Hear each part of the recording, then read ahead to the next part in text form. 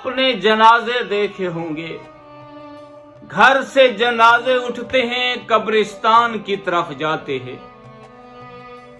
ایک جنازہ ایسا ہے محمد کی آل کا، جس کا جنازہ قبرستان آیا مگر قبرستان سے پھر واپس چلا گیا، مسلمانوں نے دفن نہیں ہونے دیا۔